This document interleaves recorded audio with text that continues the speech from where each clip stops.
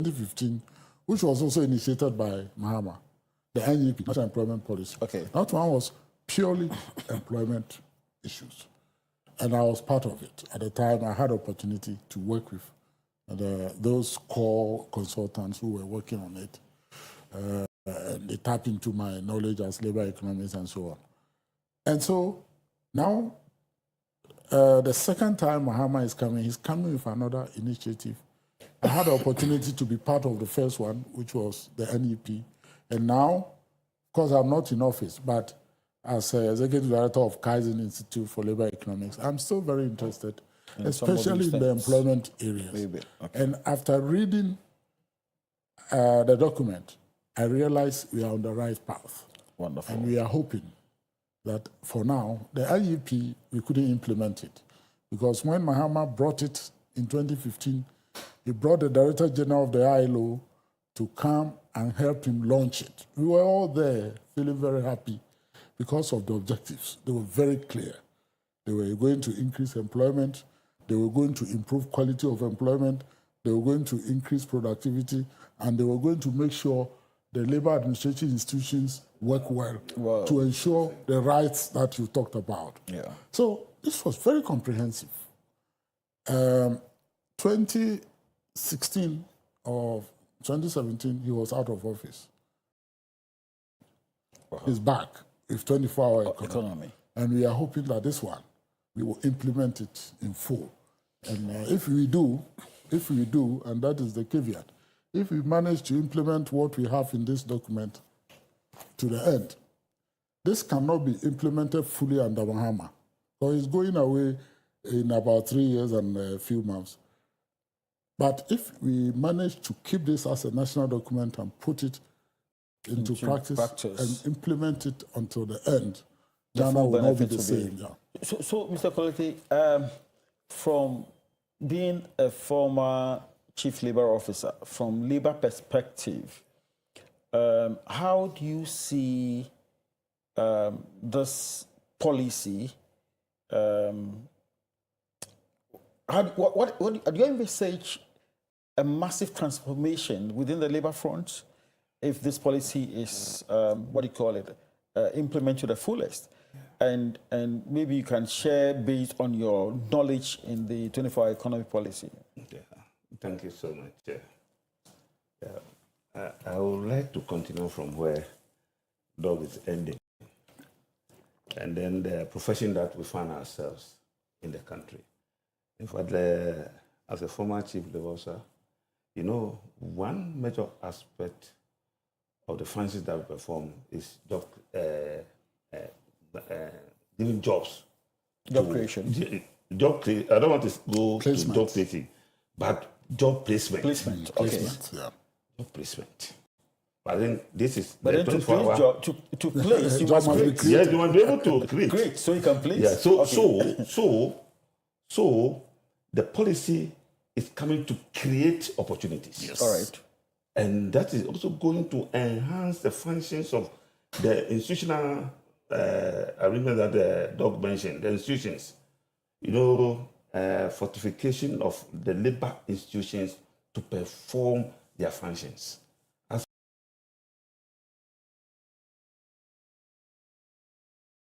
ILO Director General came to Ghana. Yeah.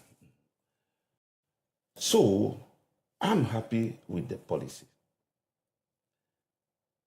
We turn out a lot of graduates every year. You are talking about graduates, you are talking about sub-professionals. Where do they find themselves? And you could also hear, we've completed the university, we are not pleased. Where is the opportunities for these graduates to be placed?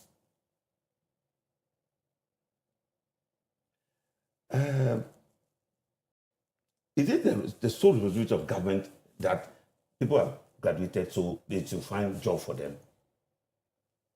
We have to widen the economy, create opportunities, and the 24-hour economy will be responding to some of these major concerns in our society. In fact, as we delve along, we'll be touching on the informality of our economy. How the informality, how would the 24-hour economy thrive under that special dispensation? I think we'll be looking at those things. And one major challenge that we face as a country is the high level of informality in our dealings when it comes to employment. So, Mr. Quality, we'll come there, but you touched on something very critical and fundamental about the job creation and the fact that year in, year out, our universities or institutions churn out graduates, yet there are no placements. But you would agree with me that government alone cannot At all. And so the private sector must come in. Even those who are already working can also become entrepreneurs. Exactly. But maybe let me take it from the doc, that you see incentives in this policy model that would allow people to venture into some kind of entrepreneurship that will create that job, to allow a labor officer to do placements. Yeah, it's the old model. Okay. When we talk about labor office, I mean in the 60s, when you want a job, you walk into labor office, and a labor officer will take your details, and then they will look at the list, and there are vacancies, and you are placed. I mean, this is no longer the case. Okay. So we are expecting the private sector under this program. As the president himself said, this is not only a policy. This program, the big strategy, has sub-programs under them. And when you look at those 8 sub-programs, if you allow me time, I'll quickly go through. Yeah, I think please do. And you will see that it is not only about going to labor office to be placed. What this policy is doing, this program is doing, is to create jobs around production in about 8 areas. So it's not saying that we are going to create job directly. What this program seeks to do is to produce, and the production will now lead to jobs. Because but even employment, in the process of producing, there should be job creation. That's the thing. So the basis for this program, as I see it, and I'm not working at the Secretariat, but the documents are comprehensive enough. The first, they call it Grow 24, and they are talking about agriculture, transforming agriculture in such a way that now rural people are mostly engaged in agriculture, but we are expecting that when that transformation occurs, the process will be such that people he mentioned who have graduated, some staying at home for 2 years, will have the incentives to even go there. They might have developed some skills to go into agriculture. I'm sure this policy is what is driving the institutional involvement in agric. I heard the Deputy Minister for Agric in one of the schools talking about encouraging to allow institutions, churches, schools to go into agric. And national service people, that kind of thing. National service people, I've heard that some of them have even started poultry farming and so on. Yeah. So agriculture. So it's not going to labor office. But you will not have to go there. You will find a job right there in your house, in your home, in your region, in your district, because this is nationwide. And agriculture is everywhere. Every district has some form of agriculture in this country. Therefore, if you are a graduate and you have graduated and agriculture has been transformed such that it's not longer peasant farming, and you know that when you go there, you have the prospects like any other sector, you will not even hesitate to go there. The other one is what they call, the second one is Make 24.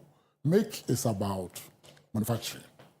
And then when you read the document, it's very interesting what was happening in the 60s, where we were producing our own corned beef and our own akasanoma, our bicycles, the farms, and so on. And if that happens again, it's like going back to the Nkrumah's development plan. Okay. When I read the document, that's what came to my mind, because I had had opportunity to read Nkrumah's development plans, which led to construction of roads, construction, and so on. Okay. So this is where we are going now. The third one is Build 24, and this is about infrastructure. And the infrastructure is purposeful. It's not that some MP put pressure on president to build here and there. No. They are trying to link the production areas so that logistically we will be efficient. Okay. Transport, even air transport. There will be hubs. And also the Volta River, which God has given to us for free, is going to be used, not only for agriculture, but also for transport. So you can see the basis are very strong. Related. Oh, yes. That's why they call it the 8 integrated sub-programs. Integrated. Wow. Then the fourth one is show. And this is where I want to emphasize. People who are in culture, the media and culture, and how do they call them? The show. The show business. Show business. They don't go to business. They don't go to chief labor officer's office. These are people who are creative. Creative industry. And so this program, they have created a space for people who, by themselves, they have a talent. God has given them something, and they are creative. And they sell their creativity for their income. There's a space for them. And they call it Show 24. And again, people should have the chance to read, because the soft copies are all over the place. I'm not sure if the hard copies are as many as they should be. Then there is the Connect 24. This is logistics. How our, the value chain system in Ghana is so efficient, because our road network is terrible. If I produce X in my hometown and I want to bring them to Accra, by the time you get to Accra, how many hours? 8, 9, 10 hours. And most of the X would have broken. Yeah. And this is not how you create jobs. Otherwise, X, production of X in my hometown in Bono,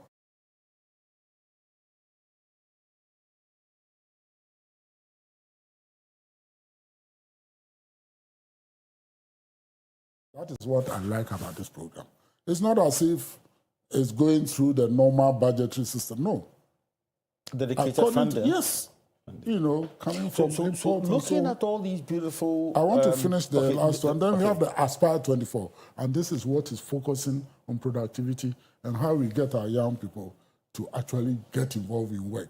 Not necessarily employment, but also self-employment. And then the last is the Go 24. This is the civic engagement. And when you read it, it's like when you were in school, you were studying civic education. And so, this thing has really gone back to the heydays of Ghana in the 60s. And if we manage to implement this to the end, as I said earlier, I can tell you that many people don't have to go to chief labor offices. No, but do you see adequate incentives for people to venture into these opportunities that are being created?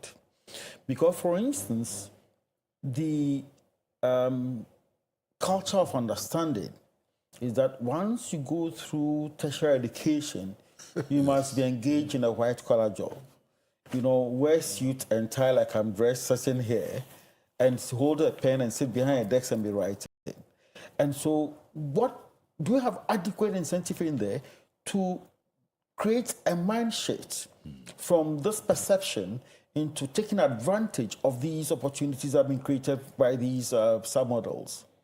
I think so. Inbuilt in these whole sub-programs, Ghanaians are naturally not lazy people. Okay. What we are seeing, especially when you go outside and you see Ghanaians, some do 3 jobs. Right here in London. I lived there for 4 years, and I know what Ghanaians do. If you go to the US, Canada, see, Ghanaians work very hard. All they need is incentive. I can tell you that the young people who are coming, they may not even want to wear ties.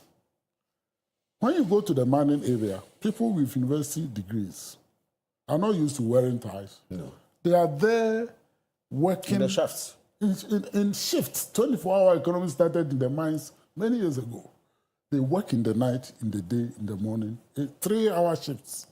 And you don't see them, you never think they are graduates. They are wearing their boots. All what Ghanaian people need is the incentive. I can tell you, they will discard this notion when the opportunities are there. And I'm hoping that these kind of programs will bring the opportunities. And when those opportunities come, elsewhere, I traveled, the first time I traveled out of the country, I went to Israel. And I saw in the bank, the first time, people wearing jeans in the banks. And I was like, hey, that's for our country. If you work in the bank, you have to be there. Look, they were in their T-shirts and they were in their jeans and they were working. I was impressed. You know, and we are shifting there. Ghanaian young men and women don't, you know, they are not attached to ties anymore. They want opportunities to work, whether on their own or for some people, for decent employment. And I'm sure with this program, if we implement to the end, we will get there. So to add to that, okay. You know, Doc mentioned a lot of things. I also think that we have to also pick it up from certain perspective. Education and sensitization, very important and key if you are to drive this initiative. It will also interest you to know that even the undergraduates, those in the universities, some of them are into this kind of Indomie. They sell Indomie. Trade. Retail trade, yeah. Some of them are online. Some of the materials, they sell them online to make a living, to fend for their fees and other things. So it's a laudable idea. We need to develop it. And like I mentioned, incentives and other things will go a long way to create that enabling environment for us to actually move forward. But Mr. Collins, I want you to go forward by looking at, you see, talking about 24-hour economy, we're talking about shift system possibly. If you look at the wage determination, it's based on 8-hour a day kind of.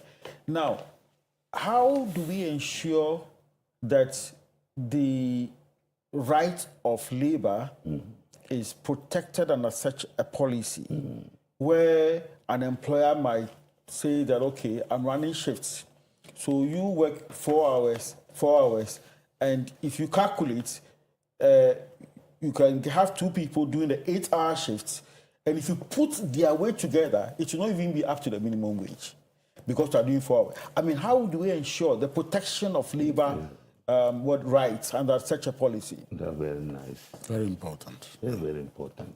You know, Ghana as a country have developed laws and regulations to regulate employment relationship in this country.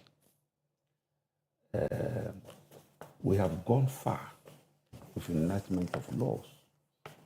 Latest being the Labour Act 2003, which is also seeing some review. And I think the 24-hour economy will be carried on board when it comes to the totality of reviewing that legislation. We also have institutions which play a key role in this. The unionized labor is very important and key when it comes to issues of this nature. Yes. And Ghana has signed to a lot of ILO conventions. 50 of them. Yes, 50 of them. And hours of work is one of the areas that dovetail into remittances, salaries, and the wages that the worker is supposed to earn. We have different types of jobs in the job market, and then the wage that goes with it. The conditions of service. Yes. You cannot go and say that you have reduced your hours of work. The Secretary General is here. What was the Secretary General? You have reduced your hours of work, you are going to reduce salary. We are saying that the worker has to come to work. The 8 hours is supposed to earn this amount. If you don't provide that job for the hours of work, it is not the fault of the worker to suffer diminution in salary or wages. The wages are based on the hours that the worker is supposed to work.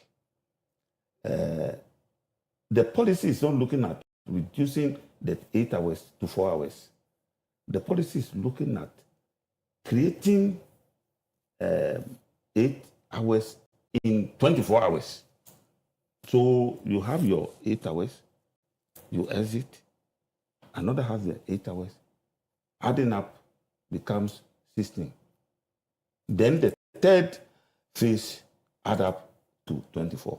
Who are the people to work in each of these lots? It is important for us to look at for salary negotiation. It's also important and key when it comes to employment issues. In salary negotiation, we have key players in discussing the salaries that are to be standardized, below which the employer cannot pay. So when we standardize the salary, you don't pay below that salary, but you can pay above that standard. Yes.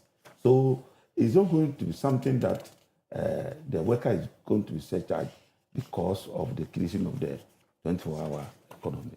The worker will receive his due. Don't know whether. So Doc, you remember in one of our discussions on wage and that kind of thing, we identified this gap of enforcement. Yes. Where you advised that workers can even go to any union and seek work. But then to add to that, you see, we are currently in the employers' market because there are no jobs. Yes. With 24-hour economy, we're going to have a lot of jobs. And so we'll be in the labor's market. Yes. Now, do you envisage underperformance on the part of the laborer or the labor because of the fact that he has alternatives? And so if you're not careful, today you are expecting Mr. A to come to work, and because he had run a shift in the night, he's possibly tired. He could come or may not come, but even when he comes, productivity may be low. Have we looked at all these also? So that we regulate it in such a way that you don't end one shift in the night and the next morning you're jumping to another shift. No. So that we can also look at the life, the health and safety of the employer. You can look at all these and... yes. Let me say that among the 8 sub programs, the Aspire is addressing productivity issues. Okay. And so you asked a question about incentives earlier. Yeah. There are incentives. I didn't have time to go through them, but if I have the time, I can go through because they are all neatly packed in this document. But we are starting from a certain point, and I think it's important that our listeners understand where our situation is now before we start talking about people who are doing one or two jobs. 2 things. Okay. We have a situation where 1.25 million young people are unemployed. In addition to even those who are unemployed, I'm going beyond that. The Ghana Statistical Service, I have the privilege to be the chairman of Ghana Statistical Service Board, and I have information on a lot of things. There is a group we call Not in Employment, Not in Education, Not in Training. We call it NEET, N-E-E-T. Not in employment, not in education, not in education, not in training. Not in training. Wow. NEET, 1.25 million in 2023. Young people, they are not in employment, they are not in training, they are not in education. Therefore, these programs intend to create space first for those people. Those people. Because you see, if you have 1.25 million young people, strong, energetic young men and women, and you have idle hands, you multiply by 2, you have 2.5 million idle hands. That become the tools for the devil. If you create this kind of situation in your country, it's a disaster. And so these programs, these programs are meant to avoid those disasters. That's something that has not come out clearly. But I'm sure as we develop it further, it will come out. And so that is the first point. We want those who cannot find jobs to find jobs. And they can find jobs anywhere in the country in agriculture, because if agriculture is transformed the way it is described in the document, university graduates will run and take it. Even sanitation.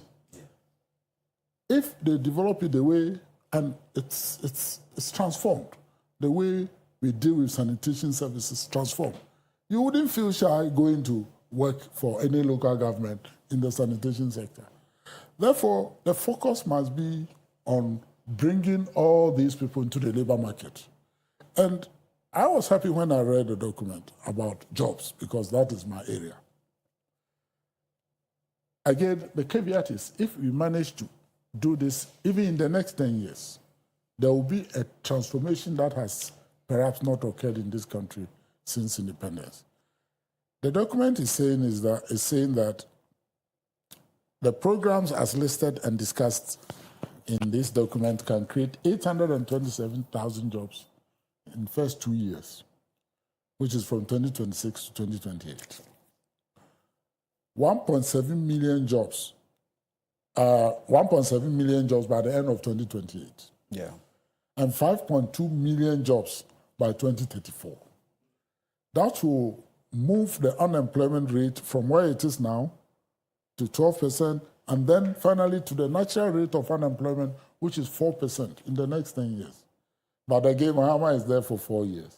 And that is why it is important that we continue this kind of thing. It doesn't matter who is in office. And if we do, and we do it the way it is described, I was very impressed, and I should say this here.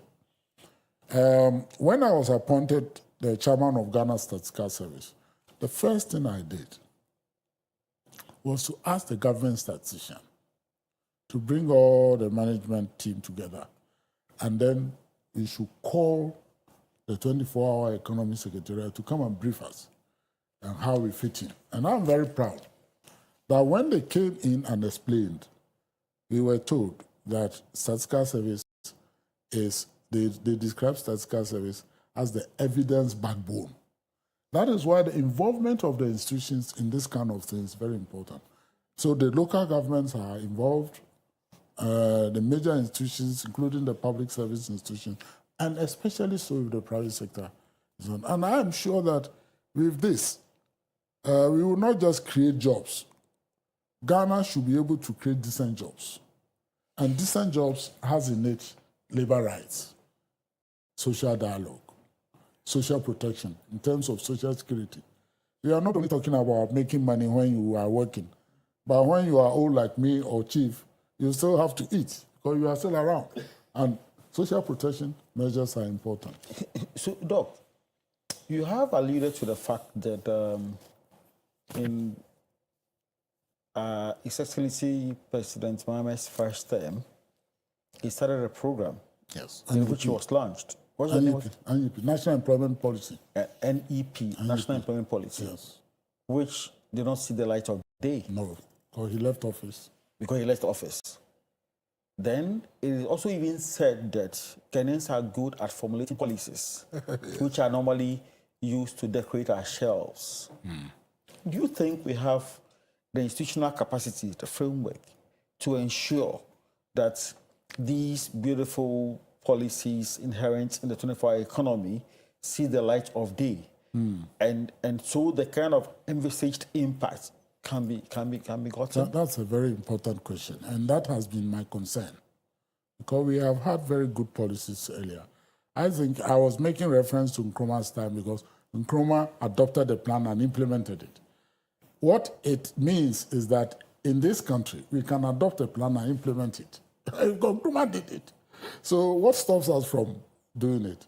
The big challenge is to get people involved, to understand the program, to think this is a national program. It's not a party program. The biggest issue we have in Ghana now is the MPP-NDC divide. If NDC brings a very good policy, they go out of power, MPP comes, they think, no, that's not our vision. We have our own vision. We are expecting that as part of this, the implementation, there should be other legislative reforms or some reforms that will make people feel this is a Ghana program. This is not a party program. Even though the campaign made this a flagship, the tendency is that if another government should take over now, they may also come with their own flagship program because they may think that if they implement this, it will be like, oh, we have taken somebody's flagship program. How to get this to be a Ghana program is where my concern is. That is a big challenge, and I don't have any answers. And I'm hoping maybe that Mr. Kolte can help us in that angle. You see, because of the fact that I remember that one of the things that was done during the current president's first term was the attempt to develop the 40-year development plan, yes, which was championed by the NDPC. Yes. They actually did some kind of consultation, engaged even all the parties. And Kosiboche. Yes, and to sign onto that program. Yes. But what happened to that program? So as I was a member of the NDPC. Okay. So my issue is that Ghana as an institution, what can we do? You see, because this is a program that is seen as the flagship program of the NDC. Party, yeah. We saw and heard of the Planting for Food and Jobs, the One District, One Factory, and what have you, as flagship programs of the NPP. Yeah. Currently, we don't hear about them again. No.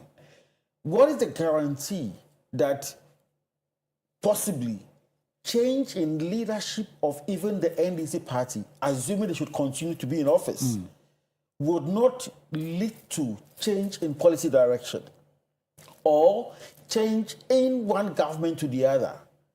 Will not lead to policy direction. How can this thing be sustained and become a nation-wide activity? Mr. Don't will do justice to this political issue. No, you have to do that. But I want to look at the institutional question that you posed. Ghana, we have a lot of institutions.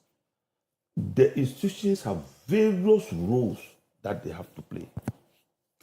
We are looking at the labor force. We have institutions, we have training institutions who are turning out these potential labor workforce. We have institutions who are training the handicrafts. But ask yourself, what is the relationship between the training institutions and the user agencies and then institutions that need those skills? Honestly, there I don't even to come there because you remember those times in basic school, you are taught art and crafts, what have you, which you are scored. When you get to exam, you are asked to bring brooms and what have you, and then you are giving marks. Meanwhile, the things you are taught, you don't practice them. So the gap has existed since time immemorial. Thank you. So we have to actually close that gap. We have to close that gap because when you look at the developed world, look, they run and it's money. They play basketball and it's money. Those good at playing basketball, they don't go and look for farming and other things. They move straight to that profession and they are paid. They are paid for everything. The discipline that they find themselves, they are paid for. Ghana here, what do we see? You run for fun. You finish and it ends there. It is now that we are looking at the other aspects of sports to generate employment for the youth. So the institutions are there. The institutions are to bring out. They have the capacity to make sure. Yes, we need to look at it. We need to look at it. The secretariat, I'm happy. Doc has just shown the secretariat established under the 24-hour economy. How is the secretariat driving the masses, the institutional arrangements to push this agenda? Is very, very important and key. You see, because if you look at what Doc took as true, Yes. you realize that the economy has been structured and targeted. But then, to what extent, apart from the fine details in the book, what is the situation on the ground where each segment of the economy would identify its roles, responsibilities, and expectations, and be aligned and positioned to deliver based on expectations? We need to have a very strong institutional agreement. The institutional agreement is very, very key and important.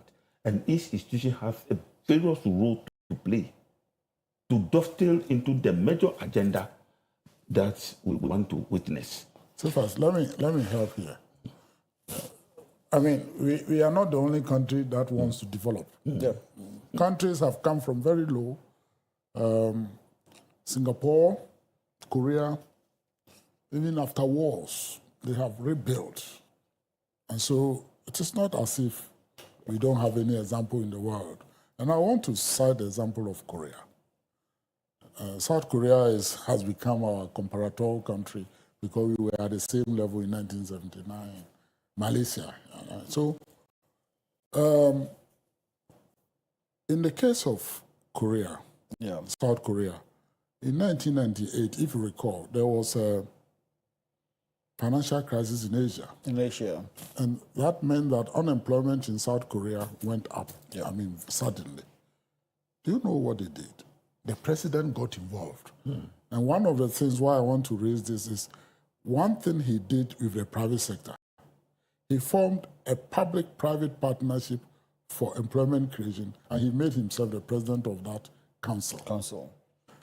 That meant that every day they were meeting and making sure all the sectors, all the institutions, if you show that you lack capacity, they pay attention to that institution for them to play their roles. And so I think we can do the same thing. The president has placed this right under his office. And that means that he will pay attention to it. That's what we expect. So all those institutions that are supposed to play their roles, if an institution is found to be weak, it means that that institution should be helped to come up and get this done. There was a previous question you asked I wanted to address, but it was shifted. It had to do with what is the guarantee that we will implement this nice, again, another beautiful plan. In view of the trajectory of what has happened in the past. And we have both bad and good history. And I mentioned Nkrumah. When Nkrumah adopted a plan and built the DRA, what do you call it? Akosombo Dam. No government came and removed Akosombo Dam. No government did it. You cannot remove the motorway. No. So if I can assure you that within this program, if the planting for food and jobs, there were elements that has brought farming up, we will not go back. We are building on it. If there are, how do they call it, the district factories, or how do they? 1D, 1F. Those things have moved us from a certain level to a certain level. And therefore, President Mahama will not order that all factories in the district must be removed. If they have to play a role in this, they will. And one thing that I think will happen is that anytime any government is successful in creating something for the people of Ghana, no government will come and destroy it. Even they will make all kinds of noise, but they will not destroy it. Nobody will destroy Akosombo Dam. It's still serving us. Thank you very much. We would call for a quick commercial break, and because the discussion is becoming very interesting, and it's complex as well. It is. Yeah, so we'll come back and delve deeper into our discussion. Please stay tuned.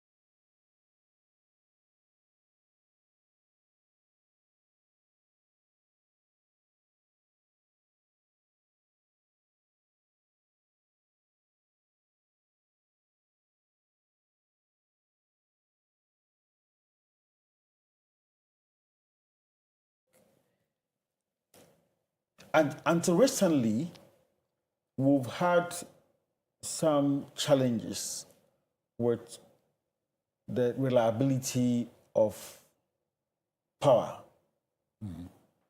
To the extent that we all became accustomed with doomsaw. But now, even people are crying that their lights have been on for far too long, so the government should think of putting off small. Oh, God. My issue is that if you look at our energy sector and looking at the quantum of factories and jobs that are going to come up,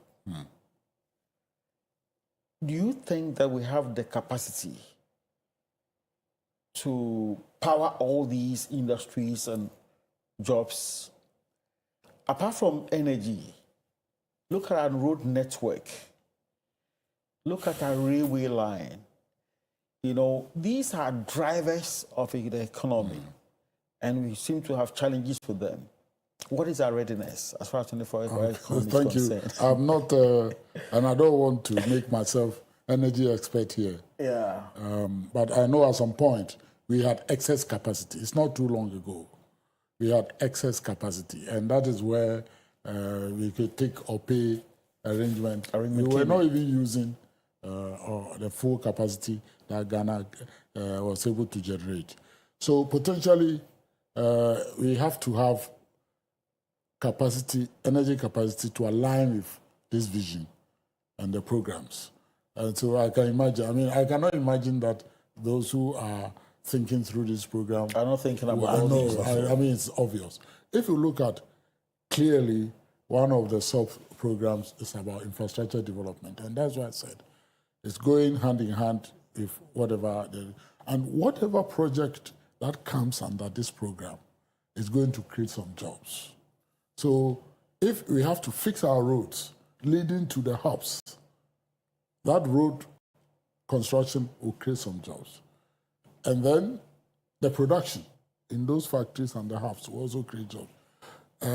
Our concern as labor economies, as trade unions, and of course as government, should be to create not just jobs, but decent jobs.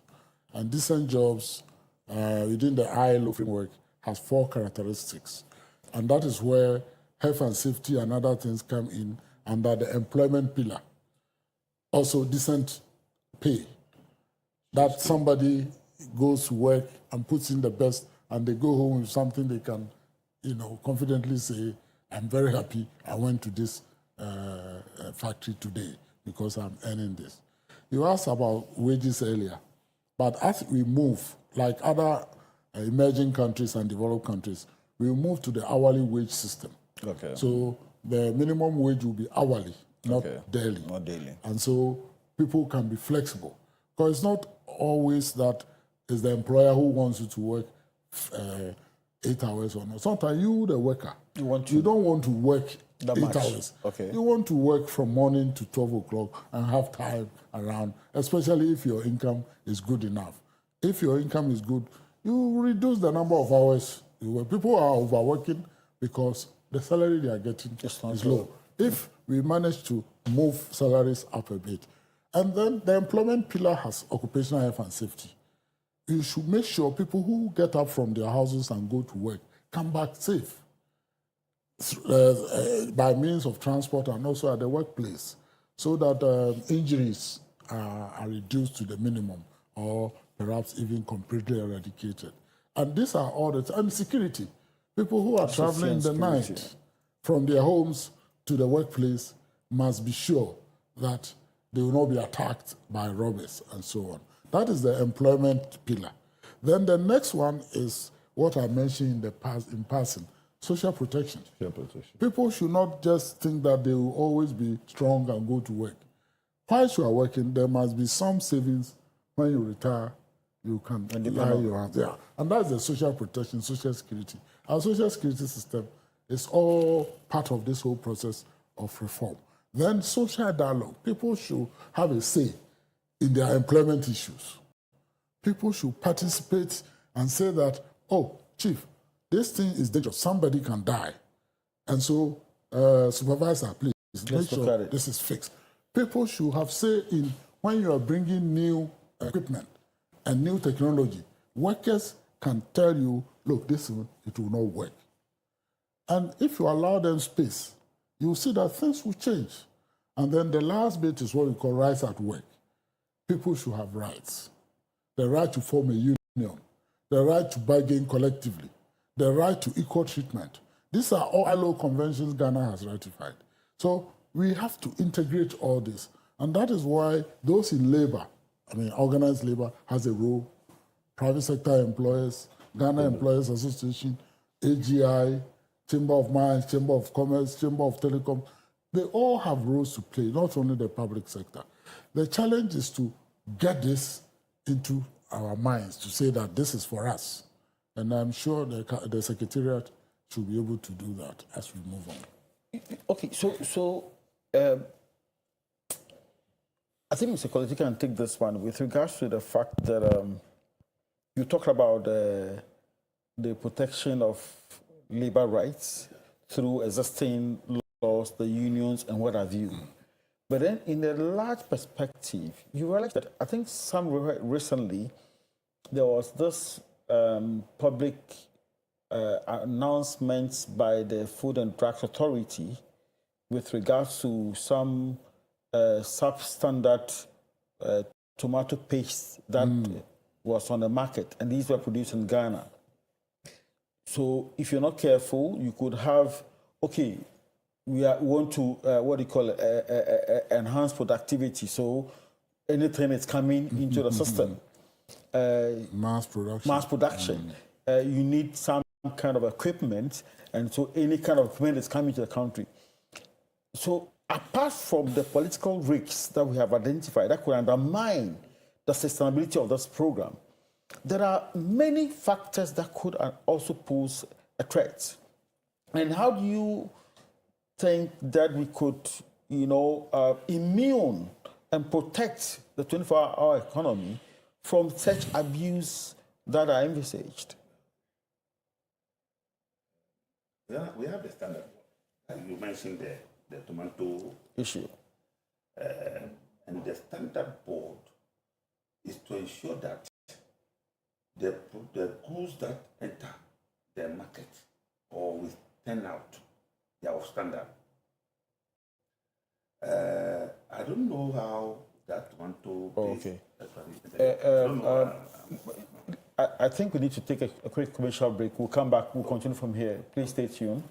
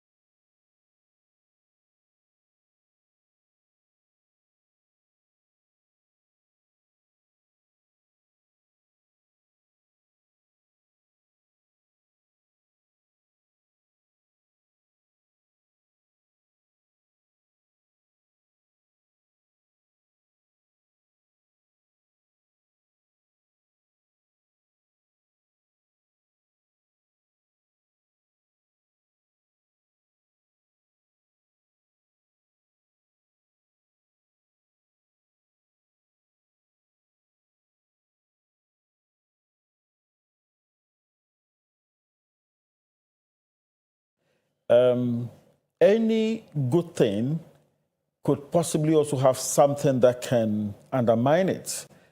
For instance, if you have a good car and the mechanic fails to fix your car properly, like it happened recently where I saw on TikTok where a car that has gone to the shop to change the hub and it was not properly fixed.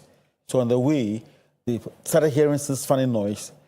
So they urged the driver to stop. He stopped and suddenly the tire came off.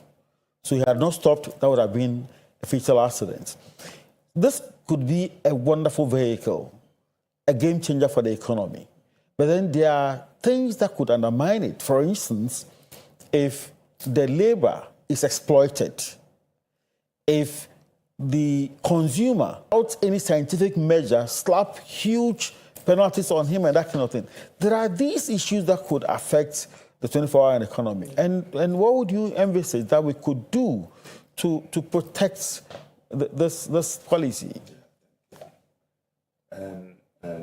We want to eliminate the issue of precarious situations that are associated with issues of this nature. And we did mention first about strong institutional arrangements. The institutions have various roles to play. One critical institution is the Standard Board, who must also be looking at wholesome food. Very effective role that you have to play in this direction. When it comes to competition, the employer also have rights under the employment contract that needs to be protected. The goods that come into the country, how are we meeting them at the entry point?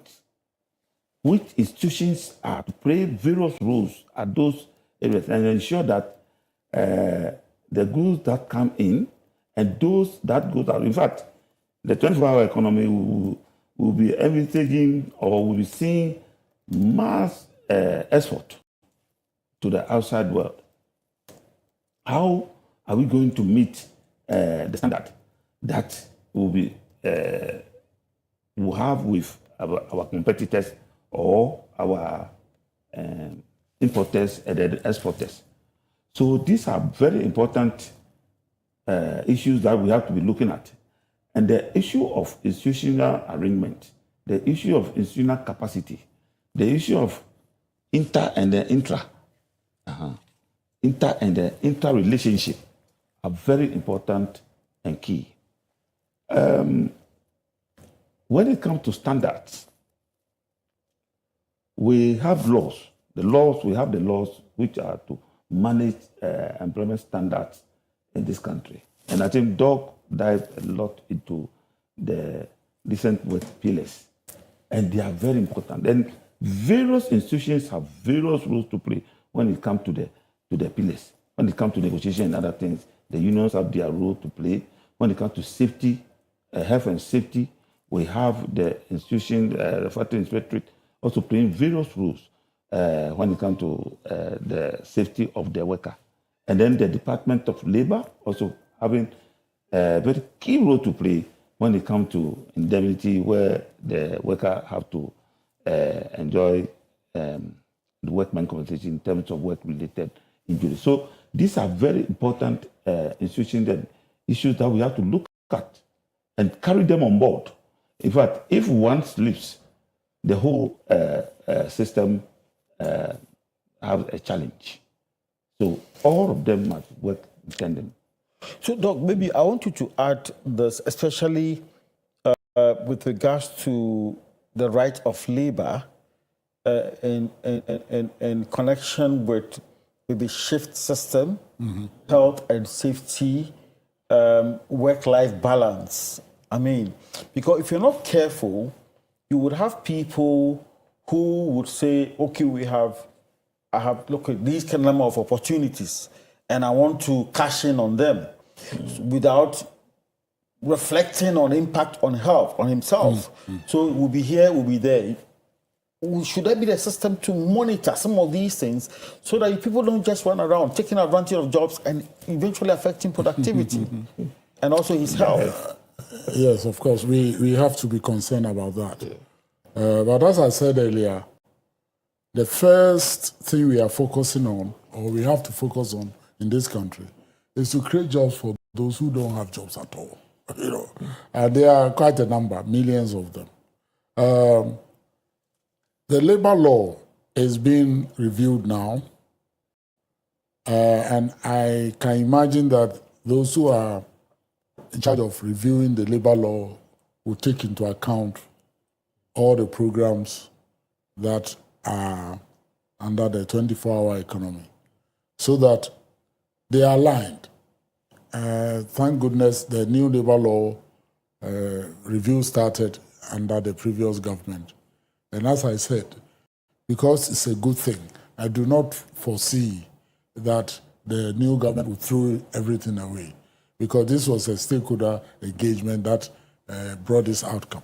We expect that the new law, which hopefully will be passed soon, to reflect the 24-hour economy in such a way that rights are protected. Even though people may have the opportunity to work 2 shifts, or they can work here and there, they can work in what they call moonlighting. They work here and then they go and work here to enhance their income. Nothing should prevent them from doing that. But at the same time, we should be concerned with health and safety of workers. And as I said, the new law, if you look at the bill, there's a huge space created for occupational health and safety, because the occupational health and safety issues are now being incorporated. Sexual harassment issues are being incorporated. So rights of everybody will have to be protected. And I can imagine that the unions, organized labor, and all the labor administration institutions like Chief Labor Office and others, Ministry of Employment, should take this into account, that the transformation will involve a comprehensive review of the law to ensure that the rights of workers are protected. Thank you. So, Doc, I think I would, because of your background in the labor issues, I wanted to find out from you if you are asked to propose 3 critical, reforms that would address institutional reforms, financial reforms, rights-based reforms of employers and employees in ensuring that 24-hour economy becomes successful. What will they be? The Labour Act is very clear about what are the rights of employers, what are the duties of employers, what are the rights of workers, what are the duties of workers. And so, as part of the review, if the 24-hour economy programs will bring new challenges, that part of the law could be reviewed. Otherwise, it's there. One of the things that I like in the law, in the existing law, under duties and rights of workers and employers, is that it is a duty of the employer to take into account the interests of the other party. In the same way, if it's employer, it has a duty to take into account the interests of the worker. This already is the foundation upon which we are building. And I don't think the 24-hour economy programs are coming to change things fundamentally in terms of the way employers and workers relate. But the law must be very clear. And again, we should not be surprised that if indeed we want to implement these programs the way they have been planned, there must be the need for a very comprehensive legislative reform as well. There are laws, not only the Labour Act, but there are laws, consumer protection laws and so on, that should be looked at again so that we align to the vision that the president has for this country. And then yeah, you can have a bite it as well. And also to the fear that you are envisaging. We want to assure listeners in the good office that the death religion practice in this country is hooked around the tripartite. hook around the tripartite. Okay. Government, organized labor, and employers. So all these come together. In fact, this law, the review is done through this tripartite consultation, and there are members in the team that are playing various roles in reviewing the laws. So all concerns are actually brought on board. And like Doc said, if there's any omission, critically, it could be examined and then reviewed and then slotted in. When you look at the Labour Act 2003, there was a major omission when it comes to private employment operation. So when that was detected, it was brought on board for discussion, and then that was slotted in. And that comes that we have 3 definitions for the private employment operation in this country. So it would never be out of place that there will be a gap that will go to actually worsen the plight of parties in the 24-hour. Because my number one priority and interest is about employment and workers' rights coming from the trade union. One thing we expect is that those institutions that ensure that workers' rights are protected will also be strengthened. Yeah.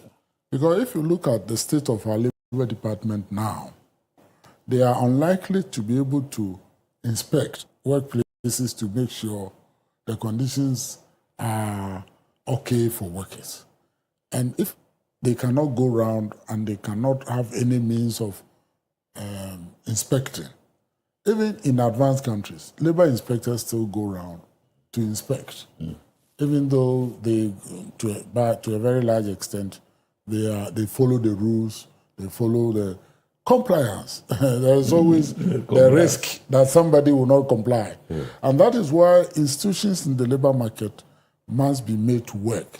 The state in which they find themselves now is not the best. Thankfully, in the last 3-4 years or so, let's say 3 years, we now have the infrastructure base for Labor Department is stronger. The employment offices are in all the 16 regions. But buildings don't really make a difference. What makes a difference is those who are occupying the buildings. So therefore, as I said, that infrastructure is where we are starting now. And I think we can use it to the advantage of the whole country. So in planning and plan implementation, you would have an objective or a goal. Oh, yeah, sure. And so to be sure that your plan is achieving its target, you have monitoring and evaluation and performance evaluation and monitoring and what have you. How can we assess the performance? I mean, the success of, what kind of indicators that can tell us that, okay, we are on the right path, as a guide so that we don't stray? What do you envisage? I mentioned in the past that the first thing I did when I was appointed chairman of Ghana Statistical Service was to call the Secretariat of 24-Hour Economy to come and explain to us the role. Okay. And the Ghana Statistical Service, if you look at the plan, the Statistical Service is the evidence backbone of this whole thing. And that is why I'm very proud that I have personally, I'm personally going to get involved in this very, very much. Because we do not want a situation where a politician will come on the platform to say, we have created 2.7 million jobs when nobody can verify. But if it is coming from Ghana Statistical Service based on a survey, so making Ghana Statistical Service the evidence backbone of this whole 24-hour economy is the right thing to do, so that people will not come with subjective figures just to sort of say that this thing has been successful. And this is not coming from us, this is coming from the Secretariat, because they want to be sure that what they have planned is successful or not. If it is not successful, we shouldn't continue. The successful ones, we move on. But if there are very good programs that come with completely different challenges, you don't stop it because it comes with challenges. You change Address the challenge. way of, So I think that way of doing things will make the monitoring and evaluation objective is very much part of this whole program. If you read the document, that is going to, there's a whole space created for monitoring and evaluation. And statistical service is going to be very much part of that space. And Doc, if I may ask, this institution, MDPI, the productivity aspect, yes. I don't know the road because I'm talking about statistical service because I had opportunity to meet with them. But we have a product, Aspire Ghana, we have the productivity aspect, which means that they have a very important role. And one other institution that has a very important role is NDPC. The National Development Planning Commission, headed now by the chairman, is Nimoy. And you know, he is very, very passionate about productivity. He used to work for ILO in South Africa recently. He was working on productivity, South African productivity framework. Nimoy was part of the development. And he was the chairperson when they introduced the 40-year development plan. And as I mentioned, I became a member of this NDPC since 2017. And that 40-year development plan was such a wonderful document that I'm sorry that we sort of, put it on the side. Honestly, I believe this is not how we build a country. We would need a platform where we would have somebody from the 24-hour secretariats, someone from NDPC, and what do you call it, civic education or what have you. Because the education bit is key. It's very key.